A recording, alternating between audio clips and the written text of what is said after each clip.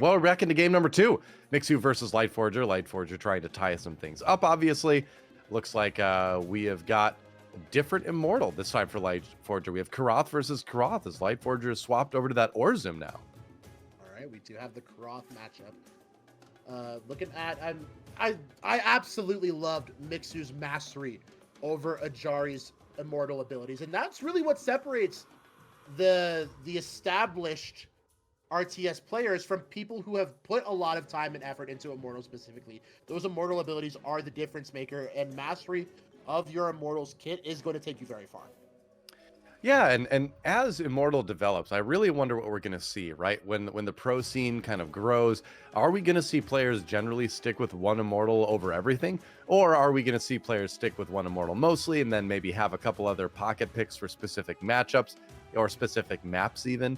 I'm really curious because it gives you a lot more choices, right? And even switching Immortals within the same faction is more, reasonable than changing factions altogether like Lightforger did. But, in other RTSs, we had players that played multiple different races or factions. So I'm very curious to see how that'll kind of evolve in Immortal as the game goes on. All right, Safari going to go ahead and take this first Pyre cap. And the teapot used to pick it up. Love the little bit of micro there. Go ahead and kite those Pyre monsters back and then collect with the scout.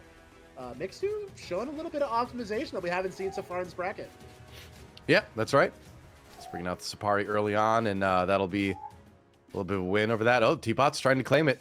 No. Oh, this could be. Wait Just a minute. Get in there. Hold Get on top of the fire. Don't let them deny it. Okay. Oh, Pyre Miner does go the way of Mixu, but this could be counterclaimed in just one maybe moment. not for long. Sorry.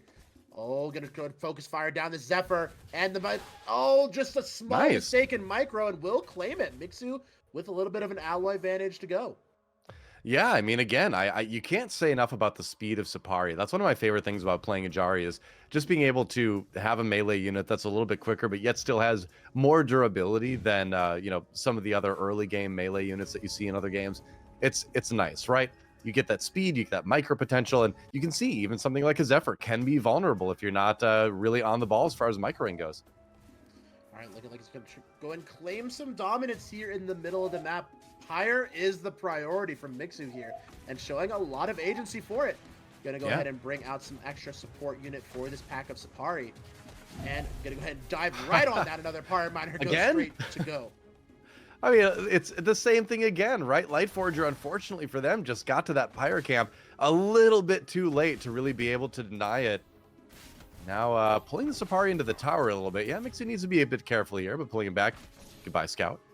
Yeah, we do have that support unit backing up, and of course an Absolver coming over the hill. Gonna go ahead and keep an eye on that jump ability. Gonna add some hallowed ground on the jump location, as well as some added shields and some extra damage for their homies. So gonna go ahead and take that neutral tower to go. This pack of Zephyrs trying to micro and get some focus fire, kiting back. Will take a Sapari to go. Well, you also saw what Lightforger tried to do is set up a tower on that tower location there, and it looks like maybe they'll be able to get it. Yeah, trying to use the Zephyr to protect it here. All right, and the Sapari getting chased again away. Got those Nikes not quite laced up. You think they're fast now? They're really going to start running you down in just a little while.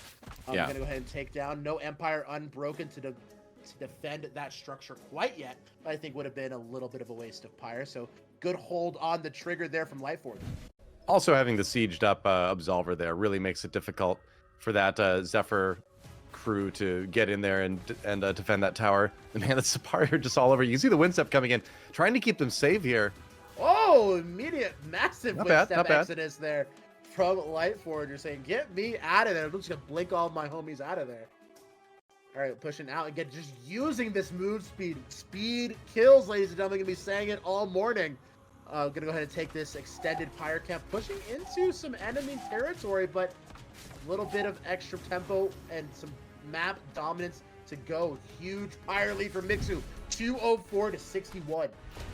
Yeah, that is very concerning, right? Because that unlocks what we saw before with the Ajari, where you can do these kind of crazy looking harass strategies and still teleport people to safety when things get a little bit hairy here, which they might in the near future here as the Sapari jump in. The Scout manages to escape with 1 HP, but yeah, when you see that group of Zephyr, yeah, you're gonna use the Immortal ability to speed them up a little bit there. Yep. Gotta go fast.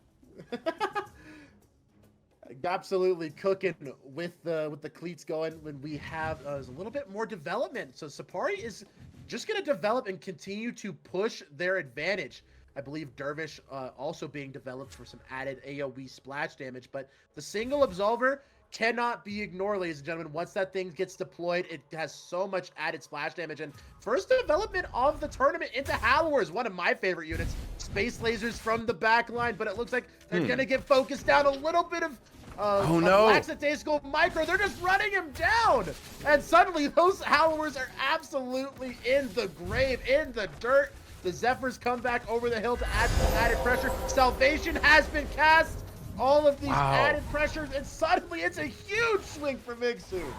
I mean, I thought maybe we'd see the deliver from Evil, but no, that is the Salvation. He is just committing right now with this huge group of Sapari. There is a Magi in there, I believe, as well, just kind of helping support everything. And can these Zephyrs possibly defend? I don't know. This is a little bit difficult. This alloy has been claimed forfeit. Scepter trying to add some air superiority. The Hallower that's been spawned is absolutely going to be claimed. Oh my god. These Hallower is such a huge alloy investment, and this is going to be absolutely run down. Only 7 minutes in, and they're attacking on the outskirts of the natural. This is not looking great for Lightforger here in game number 2. This one might be a little bit quick as some of the main production buildings are going down. And again, you know, the production buildings contribute to your overall possible army size too. So that is tough. You can't really replace things when you start to lose production buildings like that. The final tower defense going down. And even with those Zephyrs there, not a problem at all.